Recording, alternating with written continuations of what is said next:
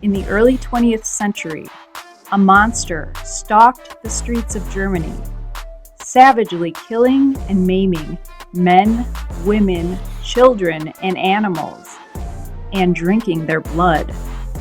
Today, we talk about the vampire of Dusseldorf, and we eat his last meal. I just have a feeling you're gonna have to carry me out of here. All on this episode of The Last Supper. Welcome back to the Last Supper podcast. I'm Peter. And I'm Jess. And today we're going to tell you a story that involves vampires, brutal murders, and an execution. So before we get started with the story, let's check out the last meal of a guy by the name of Peter Kürten. He's from Germany. Wiener Schnitzel. I've asked several people what they thought Wiener Schnitzel was, and they all told me some sort of sausage. Yeah, that's what it sounds like. But it has nothing to do with any sort of wieners. It is veal cutlet that's breaded. He also had for his last meal some fried potatoes and a whole bottle of white wine, which we're gonna drink this whole bottle. That's a huge bottle though. As you can tell, she's not a big drinker, and I'm not a big drinker either, but we're gonna drink this whole bottle. And I told her to eat breakfast first, and she did, so hopefully she ate enough breakfast. In the year 1929, Peter Kürten terrorized the city of Dusseldorf, Germany, as he murdered and injured numerous people over a 10-month period. When he was finally caught, he confessed to more than 69 crimes, including rape, theft, arson, murder and attempted murder, and he claimed to have committed his first act of murder at the age of 9. Alright, you ready to eat? Yep. Some stuff? Eat and drink. Before the scheduled execution of the vampire of Dusseldorf, Peter Kürten was granted a last meal of Wiener Schnitzel, fried potatoes and a bottle of white wine. He asked for seconds and his request was granted.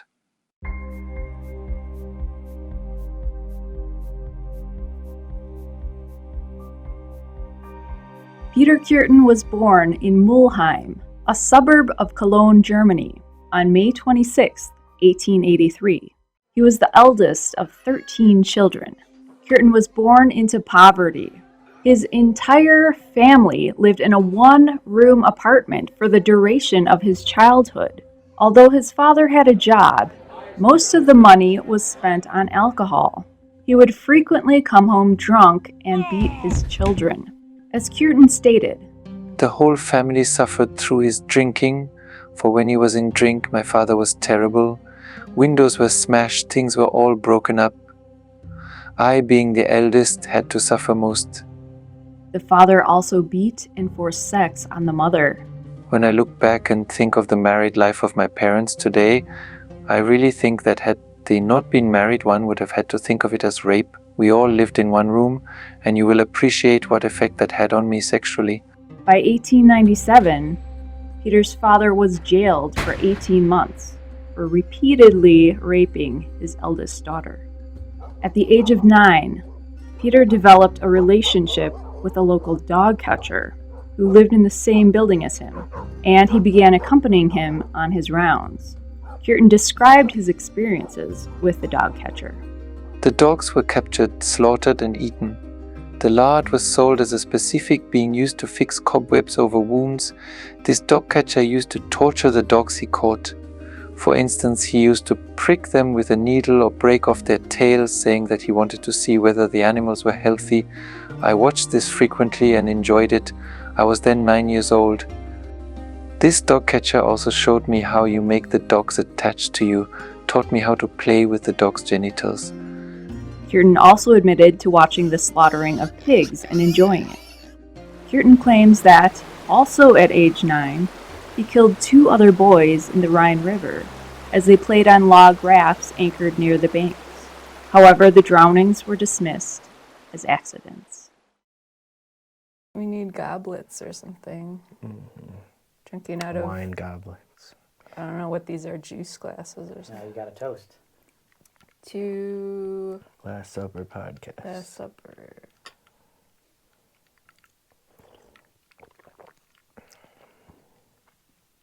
That's not bad.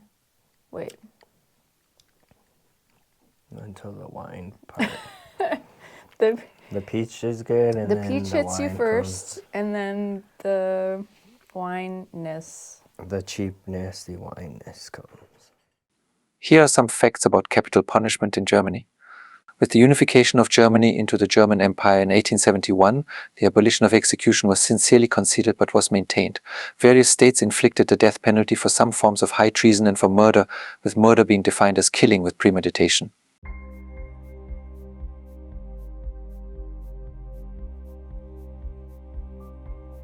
In 1895, Peter's parents moved to Dusseldorf, where he attended school and was a good student, but later admitted his academic performance suffered because of the violence he endured at the hands of his father. Often have I hidden away from his rage, either in the woods or in the school buildings. For weeks I would not return home. At those times I was a real vagabond. I used to steal money from women and children out shopping. Petty crimes like theft allowed Peter to survive during that time, but it also taught him how to be a savvy criminal. By the age of 13, Peter was engaging in acts of bestiality with the sheep, pigs, and goats in local stables. But he discovered his greatest enjoyment came from stabbing the animals. He claimed to have stopped this after he was caught in the act of stabbing a pig. He also reportedly attempted to rape the same sister that his father had. In 1897, Kürten left school. At his father's insistence, he obtained employment as an apprentice molder in the same foundry where his father worked. This apprenticeship lasted for 2 years before Kürten stole all the money he could find in his household, plus some from his employer, and ran away from home, this time for good. I feel like this episode's gonna be pretty bad. We've had a couple bad ones. Yeah, well, they're all bad. Yeah, if you're on death row and you're eating a last meal, it's... Yeah, you've done something very bad. Yes. But some are worse than others, and I think this guy is somehow he's worse. Well, yeah. He's definitely worse. During the German Empire, the legal methods of execution were the handheld axe and also the guillotine for civilian crimes and the firing squad for military crimes.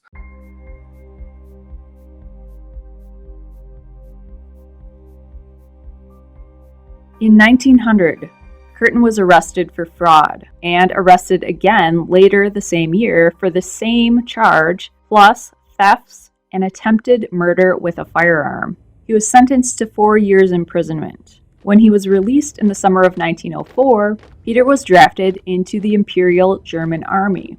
Although he soon deserted, he began committing acts of arson, taking delight in watching the destruction and mayhem the fires created.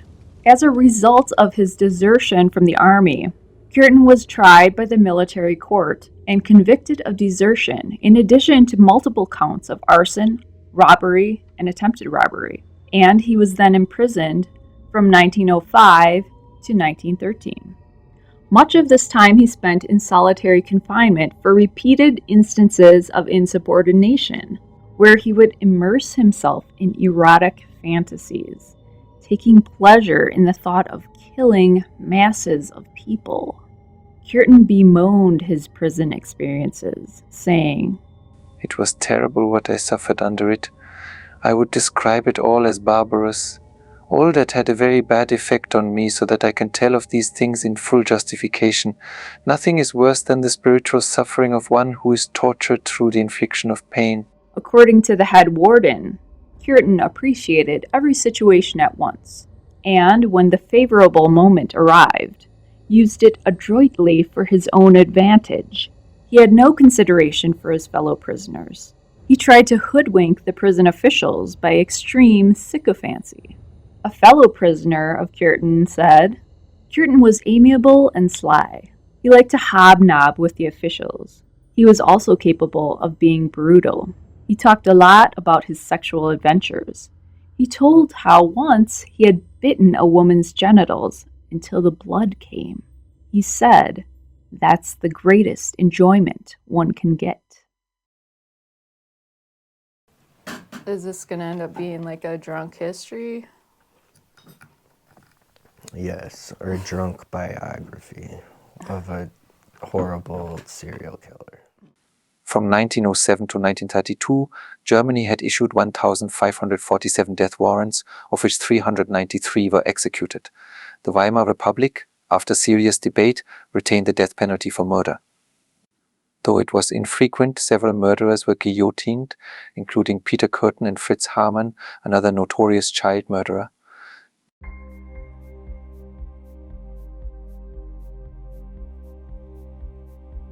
In between his time in prison, Kürten was responsible for various attacks, particularly on young women. But his first documented murder happened in the city of Cologne on May 25, 1913. Kürten would later describe his horrible deed. I had been stealing, specializing in public bars or inns where the owners lived on the floor above. In a room above an inn at Cologne-Mulheim, I discovered a child of about 10 asleep.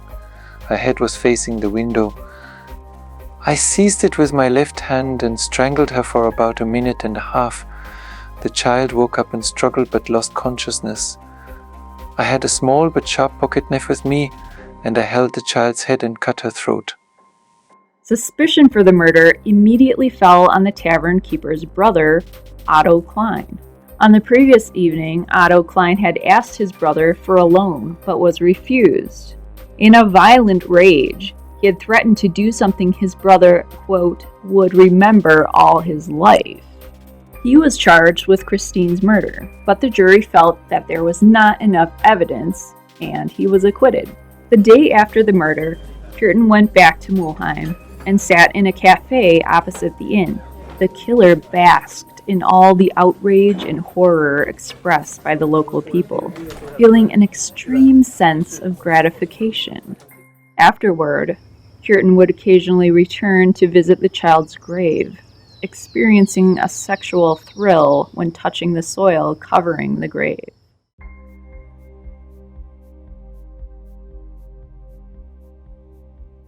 It seems the brutal slaying of the young girl in Mulheim had whetted Kürten's sadistic appetite, and over the next couple of months, he began terrorizing the people of Dusseldorf, throttling young women, and chopping men and women in the head with an axe. Although no one was killed, he left his victims with serious injuries.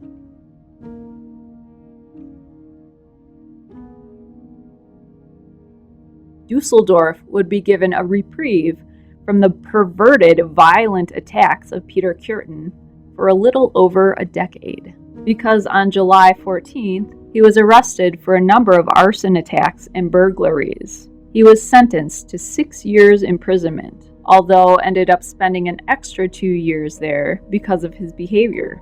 When released in April 1921, Kürten moved to Altenburg, where he initially lived with his sister. Through her, he met a woman named Auguste Scharf, who owned a sweet shop.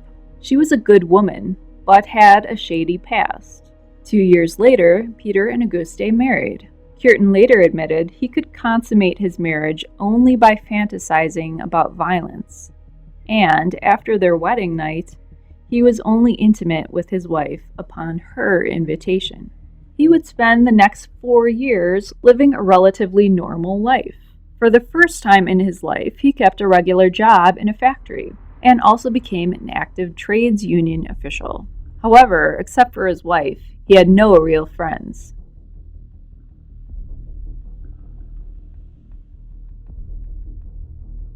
In 1925, Kürten returned with his wife to Dusseldorf.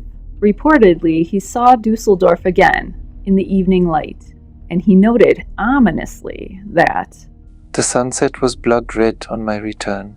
From this time until 1929, Kürten had numerous affairs and sexual encounters with women whom he would strangle and sometimes beat.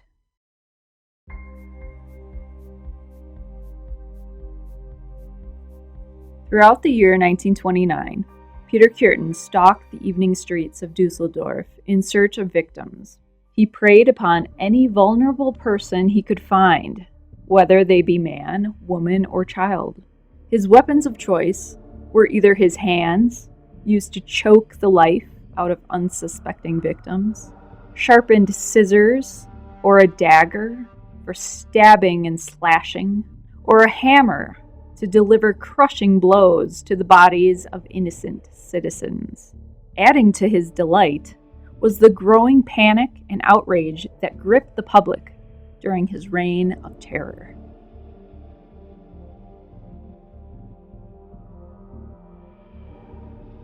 At 9 p.m. on February 3, 1929, Kürten overtook a middle-aged woman walking along a lonely road in the Flingern district. He bid her, "Good evening." then grabbed her by the lapels of her coat, saying, "No, don't scream." while stabbing her in rapid succession. The woman fell back and screamed for help, and Kürten ran off. She had sustained 24 stab wounds to the head, trunk, and arms with a sharpened pair of scissors, although many of the blows were inflicted so deeply that the scissors struck her bones. The woman survived her injuries.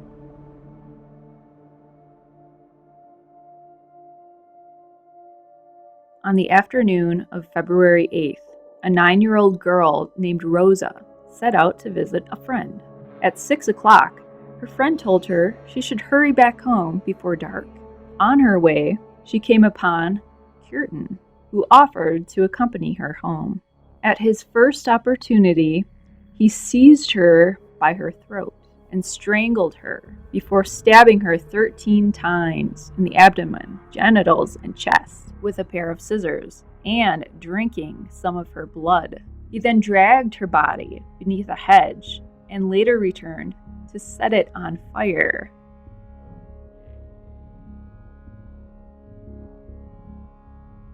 On February 12th, Kürten murdered a 45-year-old mechanic named Rudolf Scheer. Scheer had left a beer house in the evening in a drunken state.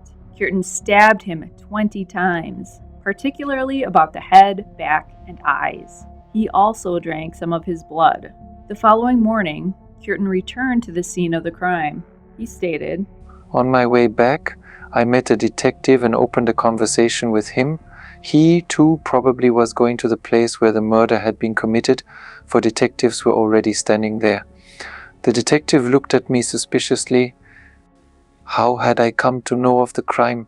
He inquired. I told him I had heard of it by telephone.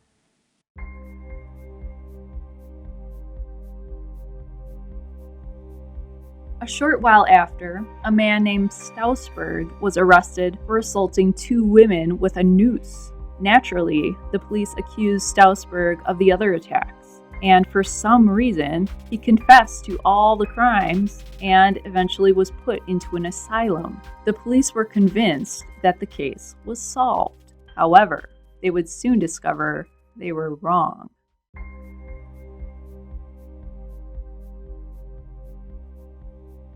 Although Kürten attempted to strangle several women between March and July of 1929, he is not known to have killed any further victims until August 11th, when he raped, strangled, and repeatedly stabbed a servant girl named Maria Hahn. Kürten took the young woman on a date that afternoon, taking her to a beer garden, buying her a glass of wine and some chocolate, and then treated her to dinner in the evening, before taking her to a meadow near the river. According to Kürten, Here I decided to kill her. I led Han to a big bush near a ditch, and there we settled down. It was 9:30. Suddenly I strangled her until she became unconscious, but she came to herself quickly again. Again I strangled her. After a bit I stabbed her in the throat with the scissors. She lost a lot of blood but regained consciousness, repeatedly asking me in a feeble voice to spare her life. I stabbed her in the breast, a blow that probably pierced the heart. I then gave her repeated stabs in the breast and head. The process of dying probably took an hour. I let the body roll into the ditch and threw branches over it. Kürten admitted that during the murder, he had drunk so much blood from the neck wound that he had vomited. He later returned and buried the body in a fallow field near the scene of the crime. He would return to the spot many times after, one time with the intention of nailing her decomposing remains to a tree in order to shock and disgust the public. However, being unable to do so, he reburied the body.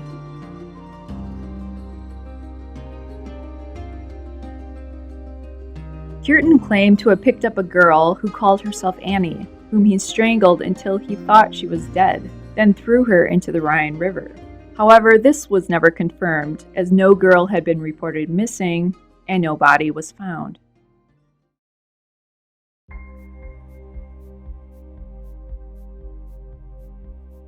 Following the murder of Maria Hahn, Kürten changed his choice of weapon from scissors to a knife. Late in the evening of August 21st, in the western suburb of the town of Lierenfeld, citizens were walking home after a local festival. Kürten randomly stabbed 3 people in separate attacks. All 3 were seriously wounded, but not killed. Without a word, he approached and stabbed an 18-year-old girl named Anna, piercing her stomach and liver. Next, he approached 37-year-old Frau Mantel in the vicinity of a church square. He said, "May I accompany you, Fräulein?" and proceeded to stab her in the back. Then he spotted Heinrich, a 30-year-old man lying in a ditch, perhaps drunk, and about to crawl up the bank. Kürten gave him a stab in the back, then hung around the area for a time. He watched as emergency services arrived, and a crowd of curious people gathered, while gleefully imagining the indignation of the people before finally calling it a night.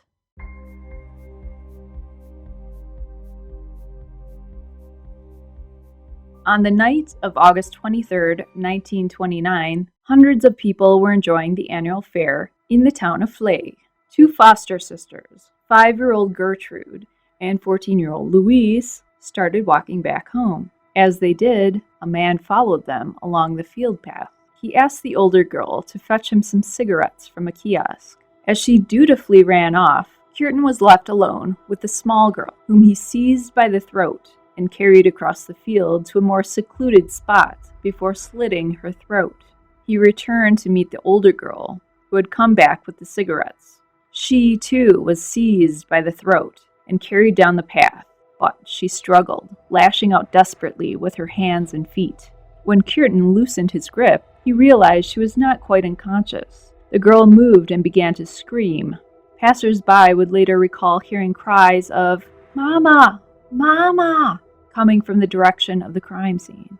Then, Kürten held her at the throat while stabbing her and sucking blood from the wounds before leaving. However, the girl was not yet dead. When her body was later discovered, a single set of footprints led to it, just yards from where the horrible crime had taken place.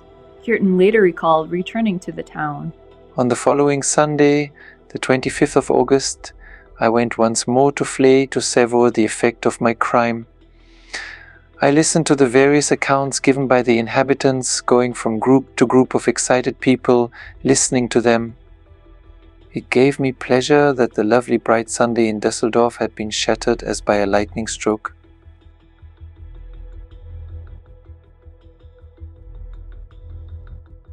On the following afternoon, a 26-year-old domestic servant named Gertrude was accosted by Kürten. She had accompanied him to an outdoor market and then to the meadows next to the Rhine. He held her down and attempted to rape her, but she fought back, telling him she'd rather die. "Then you shall die," he replied, and began to stab her, with the final stab being so violent that it broke the dagger blade, leaving the piece embedded in her spine.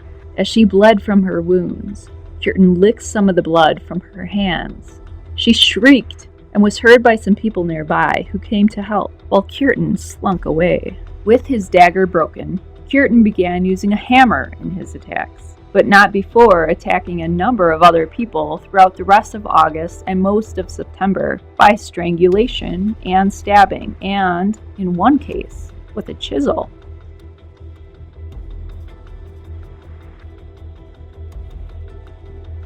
On the evening of September 29th, Kürten encountered a 31-year-old servant girl named Ida at the railway station. He persuaded Ida to accompany him to a cafe, then for a walk through the local park close to the Rhine River. There, he bashed her in the head with a hammer. She silently collapsed.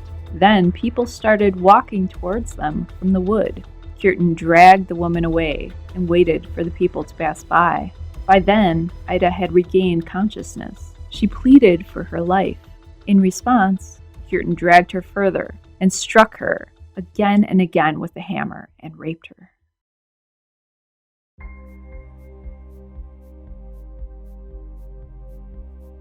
On the 11th of October, Kürten encountered a 22-year-old servant girl named Elizabeth outside a theater. She accompanied him for a drink at a cafe, and the pair took a train to Grafenberg and walked along the banks of the Dusseldorf River. Suddenly, Kürten gave her a violent blow on the temple with his hammer. After sexually assaulting her, he gave her more heavy blows with the hammer on her head before leaving her for dead. The next morning, Elizabeth was found in a coma and died from her injuries the following day.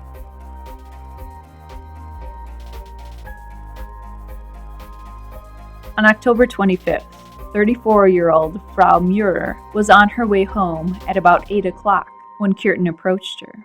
Aren't you afraid? Quite a lot of things have happened here already.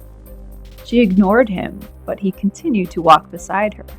She was brought to a hospital unconscious an hour later, another victim of Kürten's hammer attack. Later, Frau Wanders was accosted in the Hofgarten at the heart of Dusseldorf. She was in the habit of soliciting there late at night, and thought she had succeeded in picking up a man when she saw Kürten approaching. After going with him to a secluded spot, she received a blow to the head, rendering her unconscious. Luckily, as Kürten furiously rained down blows, the hammer broke and its head flew off, which might have saved the woman's life.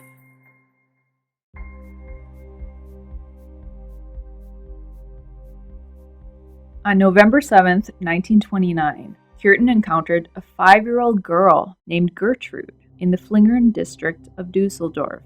He asked the child if she would walk with him, and she came willingly. When they got to a section of deserted allotments, he seized her by the throat and strangled her, stabbing her once in the left temple with a pair of scissors. After she collapsed, Kürten stabbed the girl 34 times more. He sexually assaulted her small body before placing it amongst some nettles against the wall of a house. 2 days later, a local newspaper received an anonymous letter with a map enclosed, stating where the child's body would be found.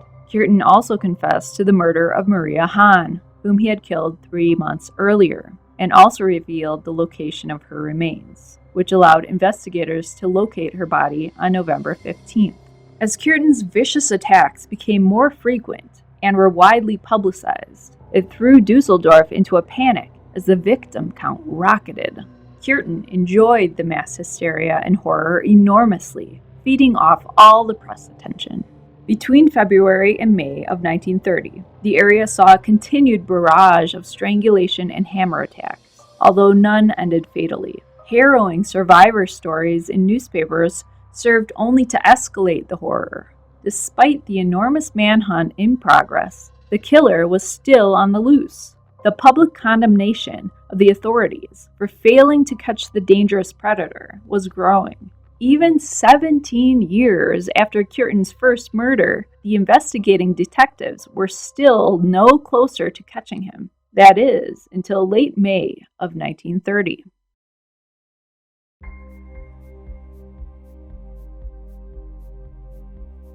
On the 14th of May, 1930, an unemployed domestic servant named Maria Budlick left the city of Cologne in search of work in nearby Dusseldorf. On the platform at Dusseldorf station, she was approached by a man who offered to show her the way to a place where she could stay. They walked the brightly lit streets together for a while, but as he began leading her towards the dimly lit and more secluded park, she became apprehensive and refused to go any further. As the two argued, a second man came and asked if everything was all right.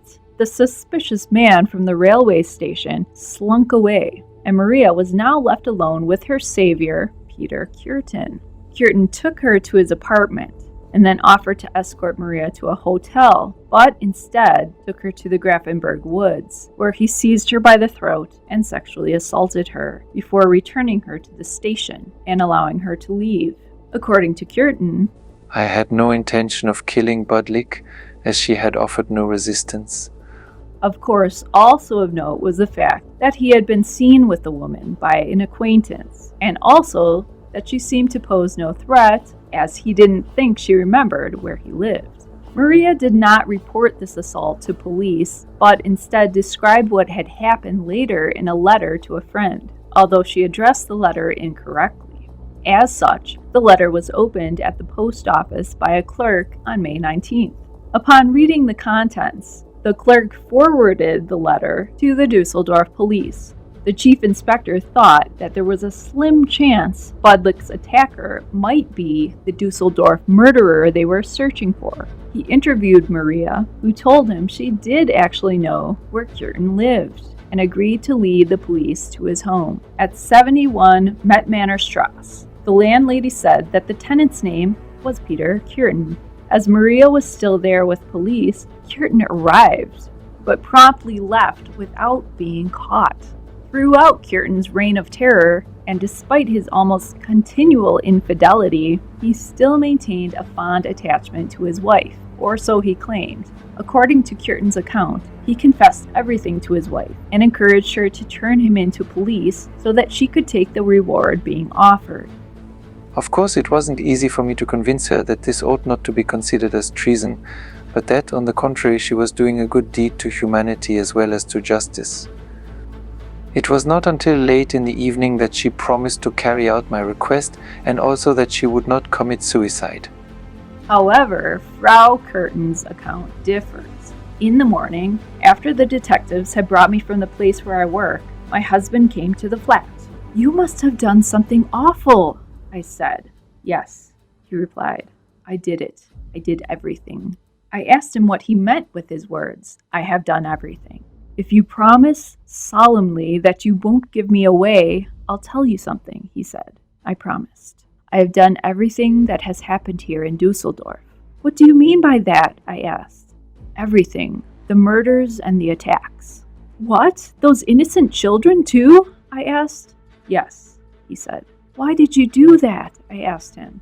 "I don't know myself," he replied. "It just came over me." When I got terribly excited about it all, he said, "I've done something very silly. I ought not to have told you." In the afternoon, while we spoke only about the fact that the detectives were after him, he was quiet and self-possessed. But towards the evening, when I wanted to go home, he was as I have never seen him in his life before.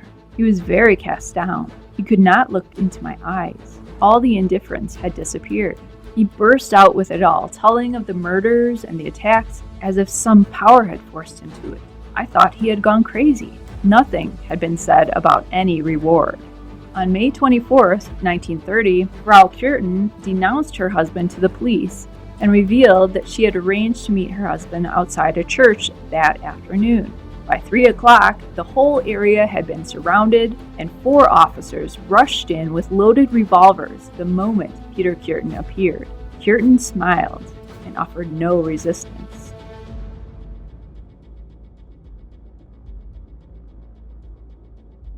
Once under arrest, Kürten provided an astonishingly detailed account of his crimes. His memory of the details were remarkable, even for events that happened many years ago.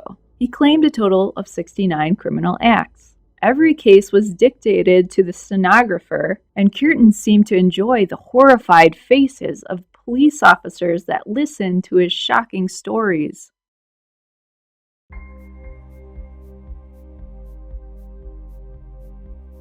The trial of Peter Kürten began on April 13, 1931. He was charged with 9 murders and 7 attempted murders. A special shoulder-high cage had been built for him inside the courtroom, and on display were gruesome exhibits such as human remains from the victims, murder weapons, articles of clothing, and a spade used to bury a body, all grisly evidence of the murders.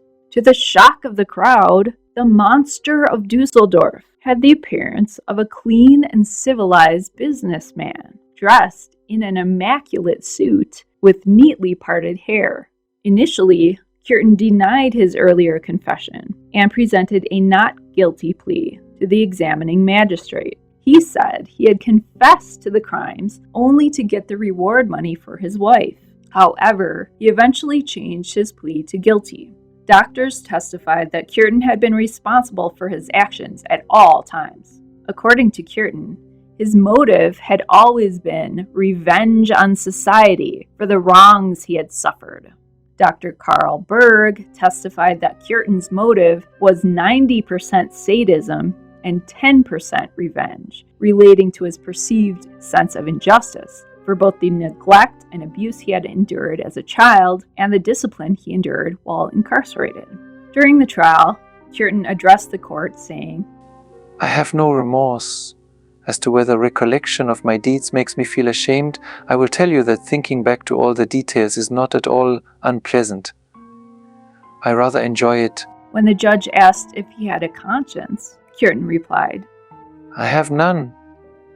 Never have I felt any misgiving in my soul. Never did I think to myself that what I did was bad, even though human society condemns it. As I have figured it out, when I am executed, my blood and the blood of my victims will be on the heads of my torturers. That is, if there is such a thing as a higher justice. I have thought of the law of cause and effect, and on the law of the sufficient motive. There must be a higher being who gave in the first place the first vital spark to life. That higher being would also deem my actions good, since I revenged injustice. The punishments I have suffered have destroyed all my feelings as a human being. That was why I had no pity for my victims." But on another occasion, when alone with the examining magistrate, Kürten said, "I said before that I had no conscience, but I have got one. I felt it often, even in these last years. It was when I committed adultery. Then I often thought how wrong it was of me with so hard-working a wife." After a hearing lasting 10 days, the jury took only 90 minutes to return a verdict of guilty on all counts, and Kürten received 9 death sentences. In Kürten's final address, at the close of the trial, he said the following: "As I now see the crimes committed by me, they are so ghastly that I do not want to attempt any sort of excuse for them. All I want to do is to let you see what passes in my soul. You may well assume that youthful surroundings are decisive for the development of character. With silent longing, I have sometimes in my early days glimpsed other families and asked myself why it could not be like that with us. I feel urged to make one more statement. Some victims made it rather easy for me to overpower them. I do not want to forget to mention what I frequently said before, that I detest the crimes and feel deep sorrow for the relatives. I even dare to ask those relatives to forgive me as far as that may be possible for them. Furthermore, I want to point out emphatically that contrary to the version of the chief public prosecutor, I never tortured a victim. I do not attempt to excuse my crimes. I have already pointed out that I am prepared to bear the consequences of my misdeeds. I hope that thus I will atone for a large part of what I have done. Although I can suffer capital punishment only once, you may rest assured that it is one of the many unknown tortures to endure the time before the execution of the sentence, and dozens of times I have lived through the moment of the execution. And when you consider this and recognize my goodwill to atone for all my crimes, I should think that the terrible desire for revenge and hatred against me cannot endure, and I want to ask you to forgive me." Kürten did not lodge an appeal of his conviction, although he submitted a petition for pardon to the Minister of Justice, who was a known opponent to capital punishment. The petition was formally rejected on July 1st. Kürten asked for permission to see his confessor, to write apology letters to the relatives of his victims, and a final farewell letter to his wife. All of his requests were granted. He expressed joy in receiving letters from his wife, and over the fact that 4,000 marks of the reward money offered for him had been paid to her.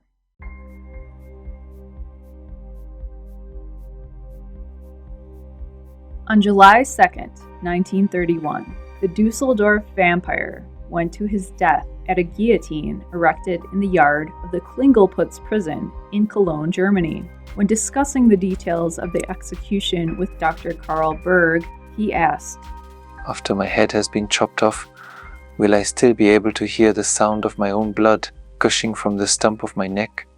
That would be the pleasure of all pleasures." To be honest, this wine tastes like heartburn.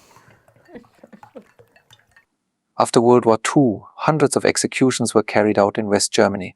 However, the majority of them were carried out by the Allied occupation authorities, not German authority. The last common criminal to be executed in the Western zones under German authority was Richard Shaw for murder and robbery on February 18, 1949. The last execution in West Berlin was of Berthold Riemer for murder, rape and robbery on May 12, 1949. Despite the newly founded Federal Republic's protests, the Western Allied powers continued for some time to practice capital punishment in their separate jurisdiction. The last 7 condemned men, all of whom were war criminals, were executed by the US military at Landsberg prison on June 7, 1951.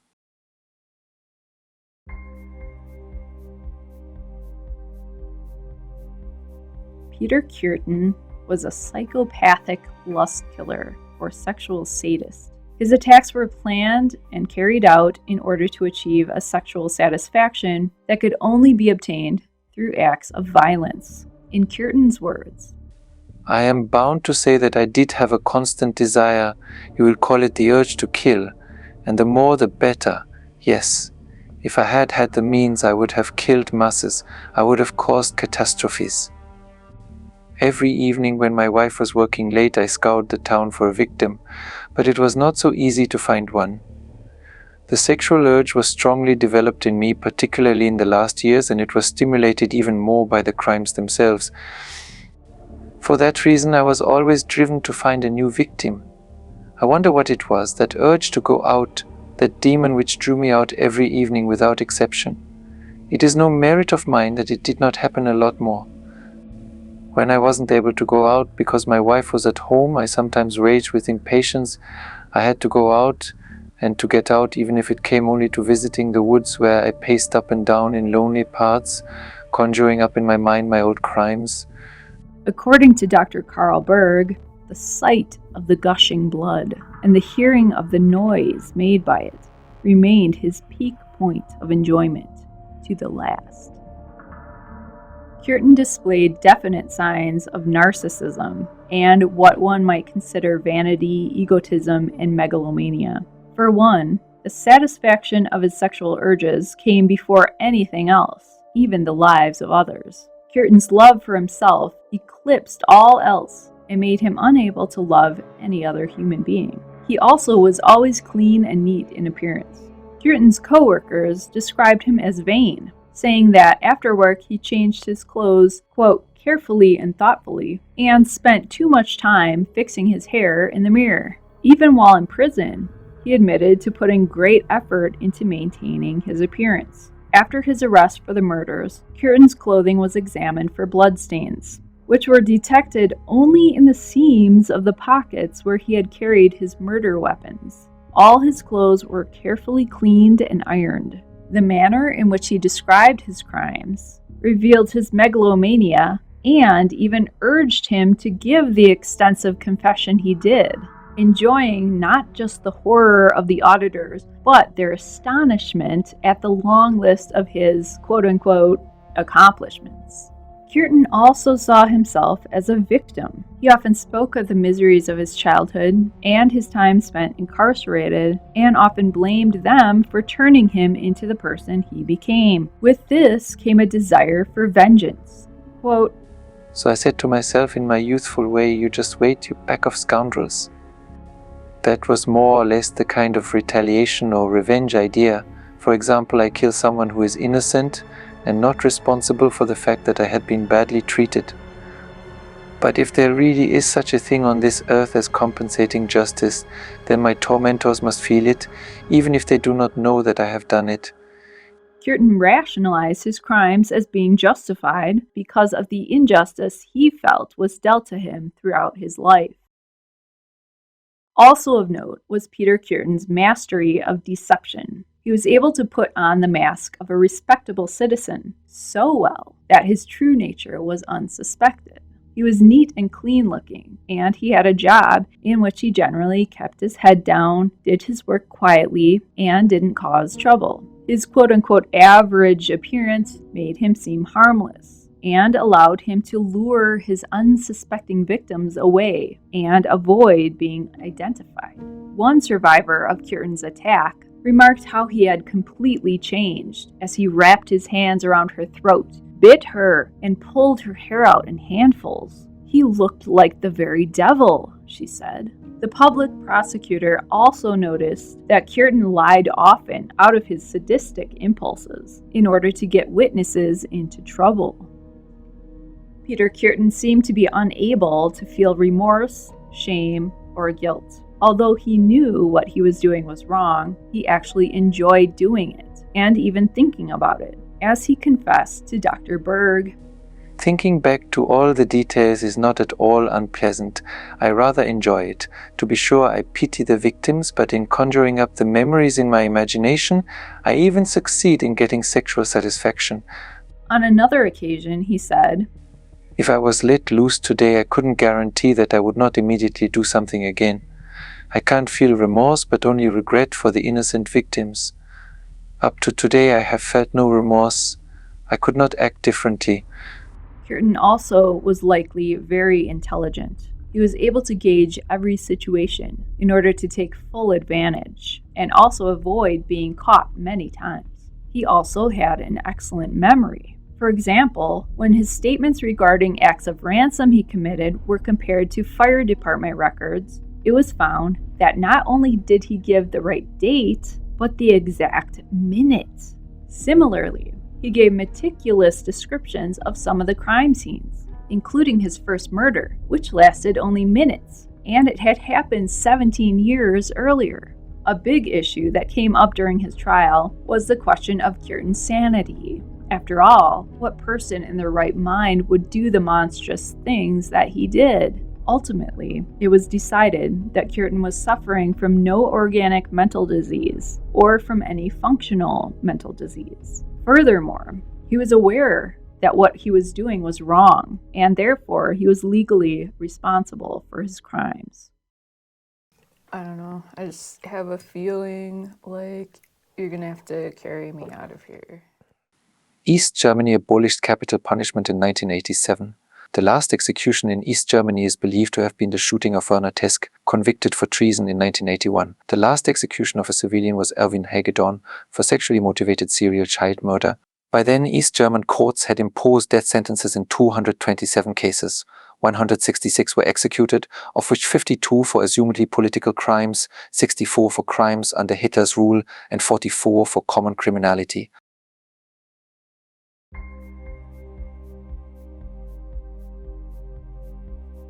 After his execution, doctors decided to open Peter Kürten's head to study his brain.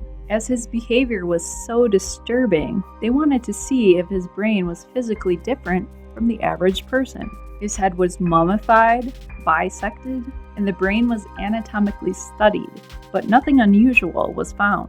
Soon after the end of World War II, Kürten's head came to the United States. It became part of the personal collection of an antiques dealer in Waikiki who was fascinated with morbid artifacts.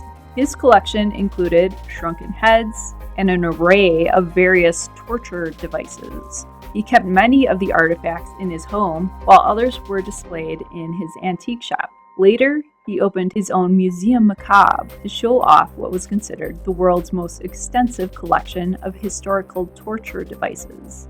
After his death, the collection was auctioned off, and Ripley's Believe It or Not acquired Kürten's head. So, if you're ever in the area of the Wisconsin Dells, you can still see it there today, on display inside a case shaped like a guillotine. I can't feel my face very well, though. I can't feel my face. The guillotine, which was called the Vollschwert machine, was used for the last time on sex murderer Guter Herzfeld in 1967, after which it was replaced by execution by shooting, which was called unerwarteter Nachschuss in das Hinterhaupt, which means an unexpected close shot in the back of the head. The convicts were not told they had been denied clemency until the day of the execution. They would be transported to Leipzig prison early in the morning and then taken to an office. There, an official read out 2 sentences to the convict. The petition for clemency has been rejected. Your execution is imminent. The convict was then taken to the death chamber and suddenly shot by another officer behind them.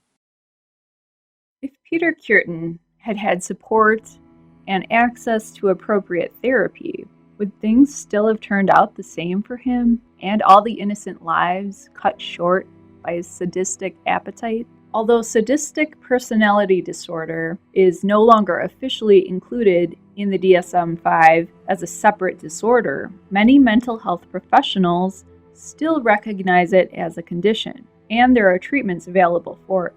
Some of the warning signs of a sadistic personality could include harming animals or other people, a fascination with violence or death, inappropriate humor, such as laughing at others' pain or humiliation, a lack of empathy, or a lack of concern for others' welfare, making fun of people who they see as being weaker, enjoying watching others being hurt, or encouraging others to hurt people. Personality disorders can be a challenge, not only for the individuals themselves, but also for friends and family members. It can be helpful to educate ourselves and get help when needed. There are not-for-profit organizations specializing in personality disorders, such as Personality Disorders Awareness Network and New England Personality Disorder Association. Check out these and other mental health organizations looking to make a difference and find out how you can help. You get dessert. Dessert? Yeah, it's more wine. Currently, capital punishment in Germany has been abolished for all crimes and is now explicitly prohibited. It was abolished in West Germany in 1949 and East Germany in 1987. So it's been 100 years since the vampire of Dusseldorf stalked the streets of Germany, but learning about his twisted mind and vicious actions is still shocking and heartbreaking.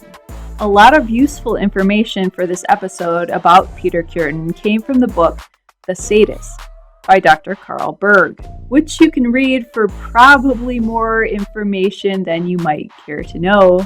We've covered a lot here about the man, his life, his crimes, and a little bit about his mind. But there is a lot more to discuss, such as his choice of victims and his choice of murder weapons, some of the key differences between Kürten's confession and the results of the autopsies of his victims, and then what that reveals about the nature of his crimes, and some comparisons between Peter Kürten and Jack the Ripper.